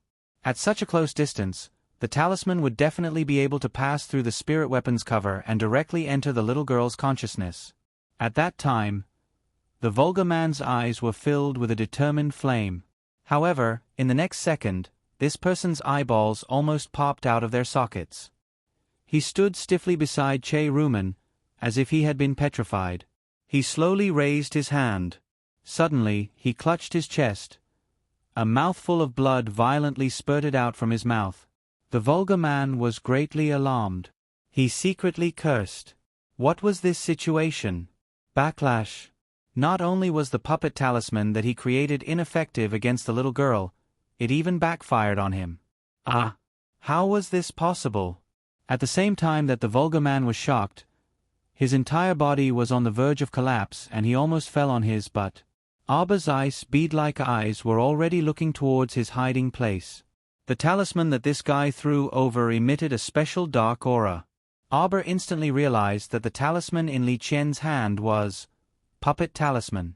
At this time, the vulgar man Tan Fa was also extremely shocked. According to the level of a talisman master, this vulgar man's talent was actually quite high. At least among the disciples of the same sect, his talisman talent was very outstanding.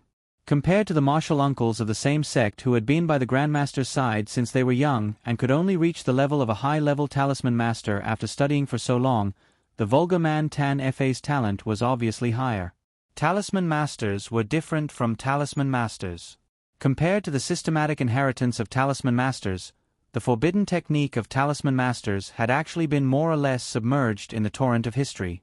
At least, it was impossible to have a systematic and traditional learning method like talisman masters. Talismans were passed down by word of mouth and had to be learned in secret. Because once people discovered that you were a talisman master, you would face the danger of being burned to death. The vulgar man Tan Fa, through this arduous process of learning talismans, finally stepped into the realm of a great yellow-level talisman master with great difficulty. He even believed that compared to talisman masters of the same level, his ability would definitely surpass talisman masters by a large margin. However, Tan Fa did not understand why he would suffer a backlash from the puppet charm. Currently, his conscience was in extreme pain, and his reason was telling him that he had to leave the scene immediately. Otherwise, he might suffer an even more severe blow. That was why he held his head, and under Zhu Bozong and Peng Guang's line of sight, he pressed down on Che Rumen's left shoulder. Suddenly, he raised his left hand, and a teleportation glyph array formed by 24 jade slips appeared under his feet. Rumen! Zhu Bozong and Peng Guang cried out in shock. In the blink of an eye, the wretched man, Tan Fa, grabbed Che Rumen and disappeared into the transfer glyph array. The last thing they saw was Che Rumen's deathly pale face. At that moment, Che Rumen found that he could not resist at all. When this seemingly level 13 great mystic cultivator pressed down on her left shoulder, she felt a chill run down her spine.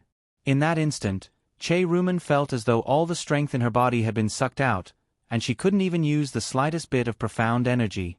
Che Rumen looked at her companion in horror, and then disappeared from the teleportation array glyphs. The teleportation glyph array appeared suddenly and disappeared just as quickly. When Xiao Mu shot over like an arrow.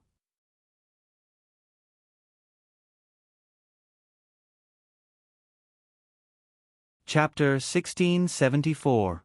That wretched man who had secretly attacked her and wanted to use a puppet charm had already pulled the carriage and disappeared without a trace. Another transportation talisman array. A cold glint flashed through Arba's eyes. The talisman patrician family had never given her the slightest bit of support or warmth, and had always been a hindrance to her. Several times, the people she wanted to deal with had escaped through the transportation talisman array. This caused Arba's impression of the entire Mu family to worsen. She also had an increasingly bad impression of those so-called relatives of the Mu family that she had never met. Did that wretched man think that he could slip away with the transportation talisman array? A cold glint flashed through Arba's eyes. Ordinary people naturally couldn't sense talisman energy, but for a great talisman master, it was really too simple to feel the flow of talisman energy. The black silk moved without wind, and Arba's face was covered in frost. Zhu Bozong only saw that the girl standing in front of him had a talisman glowing with blue light suddenly ignited on the fingertip of her left hand. This was a tracking talisman that could lock onto a target based on talisman energy. As long as this wretched man didn't escape from Shuntian continent, then the tracking talisman would be able to record his position and transmit it to her within 3 days. Arba coldly swept a glance over Zhu Bozong and Peng Guang. The latter trembled slightly and took a step back together. Zhu Bozong boldly raised his head under the pressure of her gaze. He carefully looked at the little girl and said, "Miss, this time our team leader was in the wrong, but you didn't suffer any harm. Can you release our teammate Li Qian?" Li Qian was still trapped inside the defensive thunder barrier. According to Arba's style of doing things, how could she let go of someone who had deliberately tried to harm her? Just because they didn't succeed in harming her didn't mean that they were innocent. A cold glint flashed through Arba's eyes, and she looked at the two with incomparable coldness. "If you don't want to die, then scram immediately." Every injustice had its perpetrator and every debt its debtor. These two people didn't do anything to her, so she was clear about right and wrong. Naturally, she wouldn't retaliate against them. Of course, if these two people still didn't have eyes and wanted to continue making trouble for her, then she naturally wouldn't be polite and let them go. Zhu Bozong's expression changed slightly. "Miss Chow, please show mercy. We were just tricked by that wretched man. That's why Captain Che was so stubborn and wanted to use this method to deal with you." "What's that person's name?" Arba asked coldly. "I only know that her name is Tan Fa. Yes, we only know that his name is Tan Fa. We really don't know anything else about him. You've been together for a day and a night as teammates. You don't know anything? Miss Chow, every word we said is true. Please verify it." Zhu Bokong said seriously. "Umph." Arba snorted. A person of unknown origin actually dares to be randomly assigned to his own team. "I'm starting to sympathize with your captain. Why do you think Tan Fa wanted to drag her along?" Hearing this, Zhu Bozong stiffened and stared blankly at the little girl in front of him. Before this, Tan Fa had acted very wretched in front of them, and he had repeatedly emphasized that he wanted to capture this little girl in front of him. But in the end, the two of them didn't know how Tan Fa got injured, and actually dragged their captain away. This really made them very confused.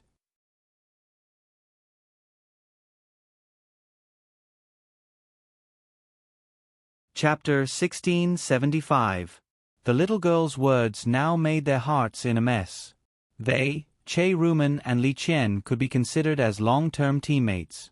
To tell the truth, in Shuntian continent, where people are unfamiliar, having more friends means more paths, right? Now that they are a small team of 4, they still have some confidence in doing missions. If there are only 2 of them left, what are they going to do? You only have yourself to blame. Arba coldly glances at the 2 of them, then says, "You can scram now." Zhu Bozong still wants to persuade her, but his companion tugs at his sleeve. "Little girl, where it is possible to make mistakes, one should spare them." Peng Guang says, "Although Li Qian has offended you, but seeing that you are not injured at all, can you be magnanimous and let him go? To people who want to kill me, I will never give them a chance to live." Arba indifferently throws down these words, and Li Qian's panicked and fearful cries immediately come from inside the defensive thunder barrier. Zhu Bozong and Pang Guang turn around to look. They see Li Qian being cut into pieces by streaks of crisscrossing lightning. He really doesn't have the least bit of room to resist. A level 1 spirit master, in a matter of minutes, completely died in front of them. Zhu Bozong and Pang Guang look at Auber with a huge change in expression, and a chill rises in their hearts. They only feel that the girl in front of them is very frightening. You wanted to use the puppet charm to control me, but didn't succeed, doesn't mean you didn't do it. If I was just a weak girl? This time, you have already succeeded. Don't look at me with such innocent eyes. You two are very clear in your hearts. You are not innocent at all, right? After saying that, she expressionlessly sweeps a glance at them, then turns around and leaves. Her fingertips turn slightly, and the defensive thunder barrier is taken back by her. Turning back to meet Mata's eyes, she sees that he doesn't show any displeasure or disapproval, but calmly looks at her and smiles slightly. Mata suddenly raises his hand, holding up the roasted spirit beast meat, and chuckles. Jojo, I found a bit of salt in little Fatty's pocket with great difficulty. I smeared some on this spirit beast meat. Now it finally has a little taste. Don't you plan to have a taste? I've been roasting it for a long time. Auber smiled faintly. For some reason, his gloomy mood became somewhat cheerful. Qi Xianxian spent more than half a day meditating to advance her cultivation. It wasn't until evening that she opened her eyes and said to her 4 teammates with a smile, I skipped the entry stage of level 14 Mystic Cultivator and directly entered the gradual attainment stage. What do you think? The little fatty was extremely envious. He stared at Qi Xianxian and said, Hey, you're awesome. In the Lava Mountain range, how the hell did he manage to pass the entrance test? Do you really have to be so lucky? Qi Xianxian chuckled and said, I don't believe that your cultivation base didn't improve at all after drinking the spirit tea. From the looks of it, you're only a small step away from breaking through to the spirit realm. No. Maybe it's only half a step. Hearing that, the little fatty rubbed his nose and chuckled. Heh, I really can't hide anything from your eyes. That is indeed the case. I see that it's getting late today. Auber said softly, Xianxian has advanced for a day, so she should have a good rest now. Let's stay here for now and relax.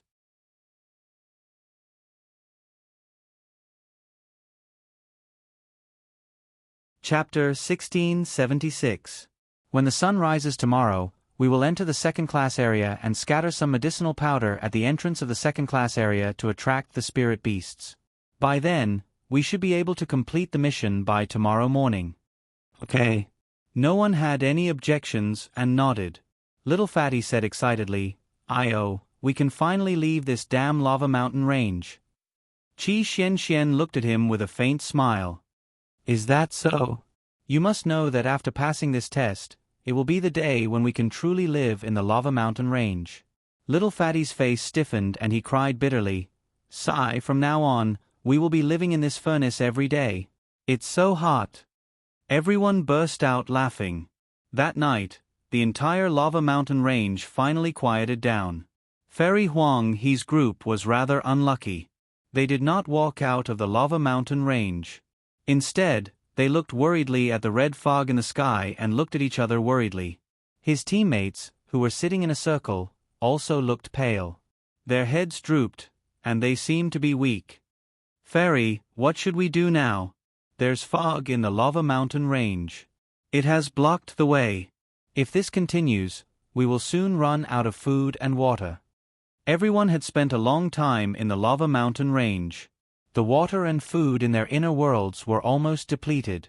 After that, they gave 6 bottles of water to Che Rumen and the rest.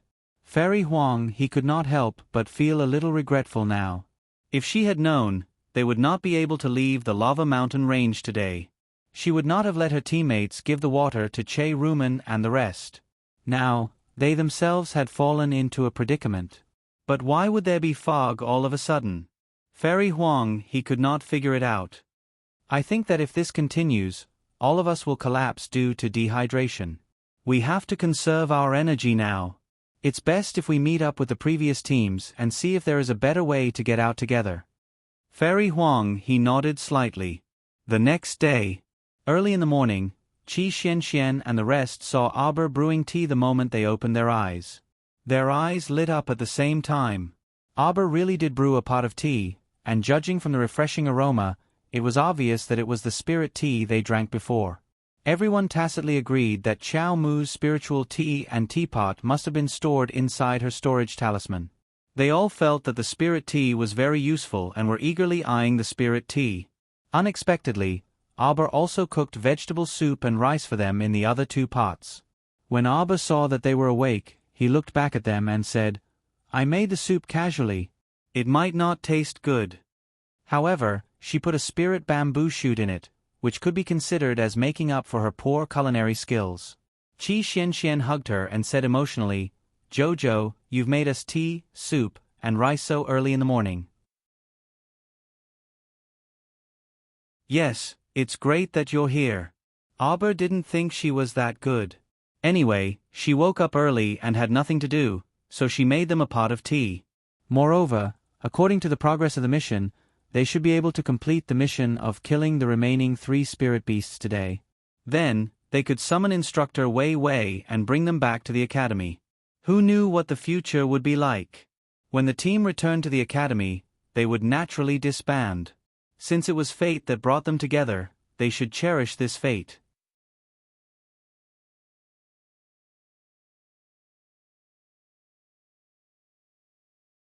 Chapter 1677.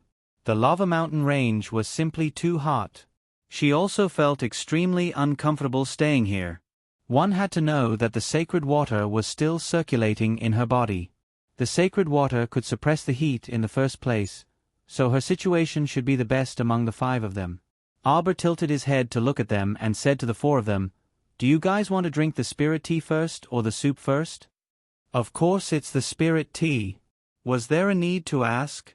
The 4 of them simultaneously glanced at the pot of tea. Arbor picked up the teapot and filled the small cups in front of everyone. The 5 of them drank together. After drinking 3 cups of tea in succession, Arbor called everyone over to drink the soup. Other than the vegetable soup, there was also rice. It was early in the morning, and they were just in time to go up the mountain to hunt spirit beasts after eating rice with vegetables and soup. Everyone only felt that this meal was hilarious. After a full meal, they felt that their bodies were emitting an endless amount of energy. This could be said to be the vigor of dragons and ferocity of tigers. Everyone felt that their bodies were brimming with mystic energy. After eating this rice breakfast, Arbor led them to the 2nd category area.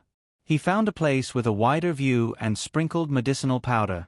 There were indeed many more spirit beasts in the 2nd category area than in the 1st category area. Not long after, more than 10 blind spirit beasts ran over.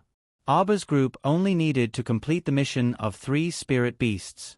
Even if they killed more spirit beasts, there wouldn't be any rewards.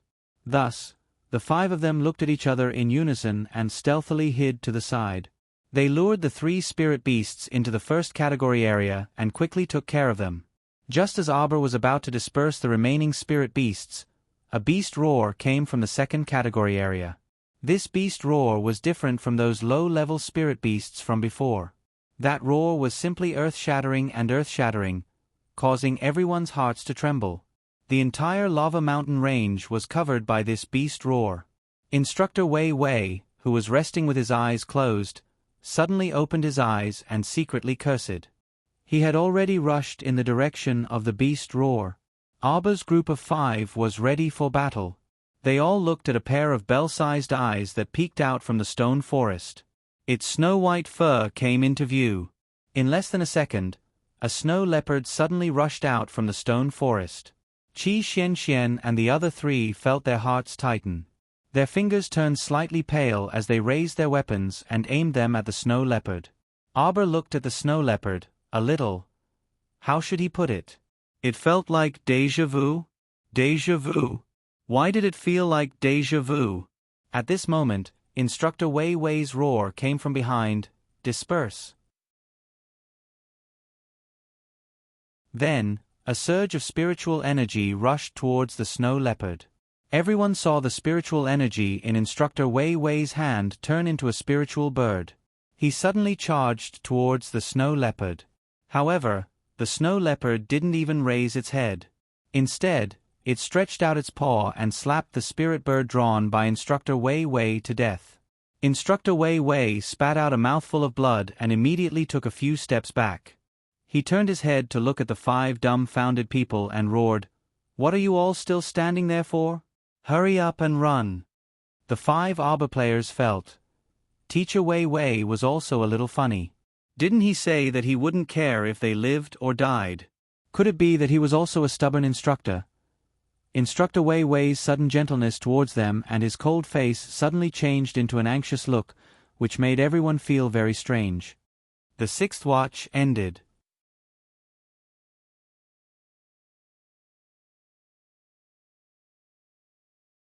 Chapter 1678. Hurry and leave. I'll hold this place off first. Instructor Wei Wei struggled to prop himself up and stood in front of everyone as he berated anxiously. Just as he was about to attack the snow leopard again, Little Fatty's loud roar suddenly came from behind. Everyone turned to look and saw Little Fatty abruptly dart out from Instructor Wei Wei's side. His chubby body was like a ball as he fiercely smashed towards the snow leopard. Arbor and the other 3 could not help but cover their eyes. Little Fatty rapidly rolled in front of the snow leopard like a wheel, but the latter did not even look at him. It raised its front paw and directly smacked Little Fatty's head hard. Little Fatty was instantly sent flying. That snow leopard understood human nature very well. When it saw Little Fatty fly out, it actually raised its leg and kicked Little Fatty's chubby butt again. Therefore, Little Fatty undoubtedly used a speed faster than when he came and rolled back like he was flying. Furthermore, it was accompanied by a soul-stirring howl. Everyone was instantly extremely embarrassed as they silently glanced at the funny Little Fatty. Their gazes met, and they looked at each other in bewilderment. Little Fatty rolled all the way until he was very far away before he steadied himself. His chubby round face instantly flushed red as he struggled to move his arms and legs, looking like he wanted to immediately roll back. Arbor could not help but reach out and remind him, "Stand up." Only then did the Little Fatty suddenly jump up, rolling and crawling as he jumped up from the ground. The snow leopard indifferently glanced at Little Fatty. That little gaze was simply filled with endless contempt. Even though Little Fatty was not the person involved, Qi Xianxian still felt her balls hurt when she saw it. Little Fatty even flew into a rage out of humiliation as he glared at the snow leopard. This fellow's entire body was full of round meat. Other than being a little dusty, he did not suffer any injuries. The proud snow leopard did not seem to really want to kill him either. Perhaps it was because it looked down on Little Fatty's cultivation very much. It completely treated Little Fatty as a fly that flew over and just swatted him away. Little Fatty also understood the snow leopard's gaze and was immediately infuriated by its contemptuous gaze. A scholar prefers death to humiliation. He was a dignified peak level, 15 mystic cultivator, so why did it seem like he couldn't deal with this leopard? Seeing the Little Fatty charging forward again without fear of death, Instructor Wei Wei's gaze suddenly changed. Was there a hole in this guy's head? Even the spiritual technique that he, a level 12 great spiritual master, had just thrown out had been instantly swatted back by the snow leopard, alright? Just based on this little fellow's flowery but impractical moves, what could he do to this divine beast in front of him? Stop joking around. Little Fatty summoned a double-headed hammer from his conscious and charged towards the snow leopard while carrying his broken hammer. It was as if he was going to fight the divine beast to the death. Instructor Wei Wei suddenly took a step forward, and the figure that was flying towards Little Fatty was a flying kick. He immediately stomped on the ground and kicked the Little Fatty out of the sky. Arbor, Qi Xianxian, Duanmu Qing and Ma Ta were speechless. Little Fatty was caught off guard and was kicked in the butt by Instructor Wei Wei, causing him to fly even further away than before. He directly drew a gorgeous parabola in the sky. Thump. He fell headfirst onto the ground, almost falling like a dog chewing on mud. Speaking of which, Little Fatty's vitality was very tenacious.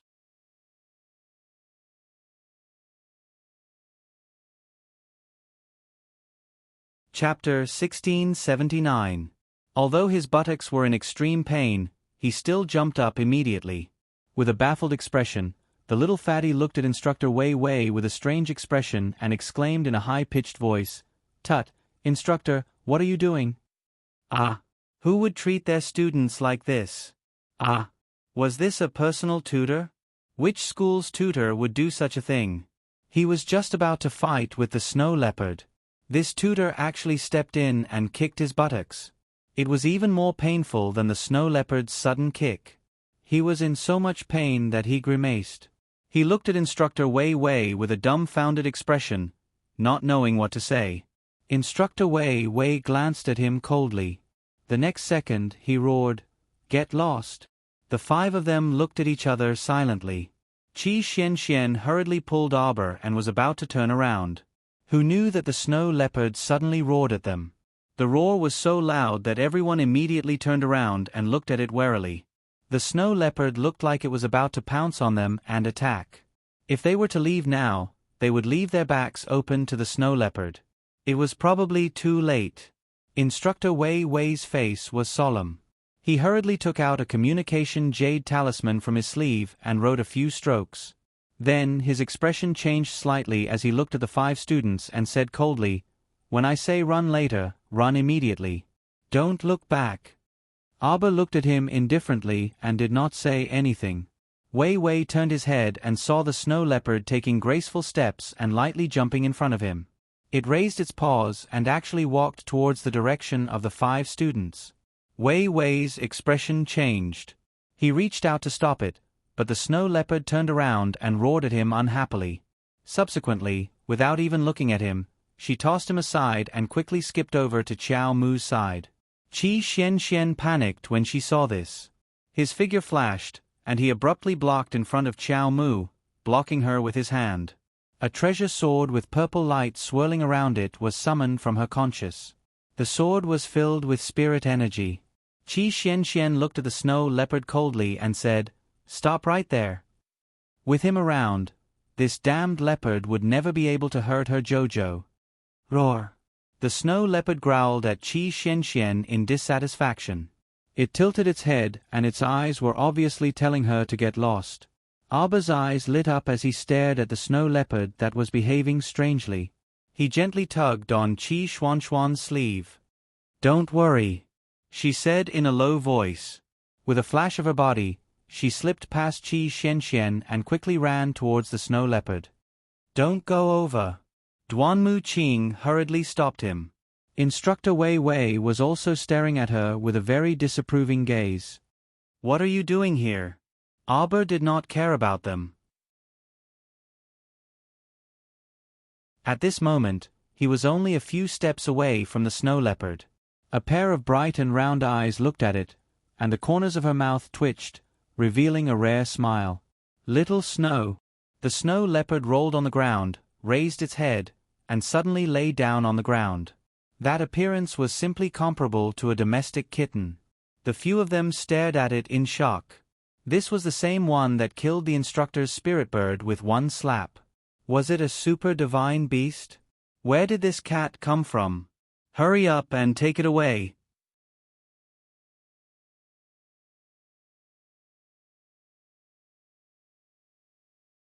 Chapter 1680. Don't you think it's too much for a mighty divine beast to suddenly show such a docile expression on your furry face? Since you're so docile, why did you roar and yell just now? You even made it look like the earth was shaking and the mountains were shaking. Who the hell are you trying to show off to? Everyone watched as Miss Chow ran forward with a cheer.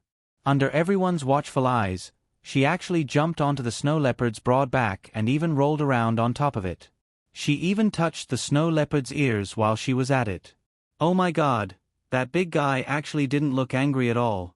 It just laid there motionless. Qi Xianxian and Little Fatty's eyes widened at the same time. They looked at the snow leopard in disbelief, then looked at Arbor, who was rolling on its back. "Jojo?" Qi Xianxian couldn't help but cry out. This snow leopard, you? Relative. Pfft.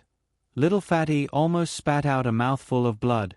Whose relative was a leopard? This Qi Xianxian was already incoherent. Duanmu Qing also took a few steps forward.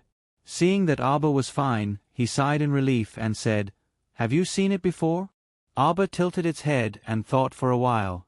Then, it sat up and looked at them. "Little Snow used to be my husband's summoned beast." "Summoned beast? You're married." Clearly, Duanmu Qing, Ma Ta, and Little Fatty's focus was different. Abba cast a glance at him and nodded. Mem. Only then did Mata realize what was going on. He covered his chest with one hand and said in a disappointed tone, "Oh my God! Why is it that all the good girls in this world are already other people's wives?" Little Fatty also blinked his eyes. "Chow Chow, you got married really early." Early? Chow Mu didn't have any idea. At that time, it was the Crown Prince who told her that they had been together for 7 to 8 years and that it was time to give them a title. "Yes, I'll definitely get married after I get married. I've known my husband for 7 to 8 years, Miss Chow said expressionlessly. After 7 to 8 years of being together, they were already an old couple. It was indeed time to give the Crown Prince a title. Otherwise, it would be too unfair for him, Miss Chow thought. Everyone was speechless. Why did they feel that this silly girl in front of them seemed to have been tricked by her husband? Cough. Qi Xianxian hurriedly pulled everyone's attention back. Shouldn't the main point be the summoning talisman? Oh right. Fatty's face lit up with joy. Jojo, you can draw summoning talismans. Abba nodded. So, this teammate might have more than one beast by his side? Qi Xianxian and the other three shifted their gazes to Instructor Wei Wei's face. Wei Wei's expression was indeed somewhat stiff. He did not expect that the snow leopard in front of him was actually Miss Chow's old friend. How could he endure this? Why didn't the two of them acknowledge each other earlier? That snow leopard even looked like it was about to attack. Wait, it seemed like this snow leopard had only waved its claws twice. It was their own conjecture that the snow leopard wanted to attack them. Actually, when the snow leopard first swung its claws at him, it used too much force and caused him to spit out blood. After that, it very politely controlled its strength. Even when it slapped Little Fatty twice, it did not hurt him. Instructor Wei Wei was somewhat speechless. Training in the Lava Mountain Range, a student could even meet her husband's summoned beast. With such a complicated relationship, Instructor Wei Wei expressed that it was a small world. You're tuning in to the Narrate and Escape YouTube channel. Don't forget to subscribe and join us on this journey to catch the most captivating stories.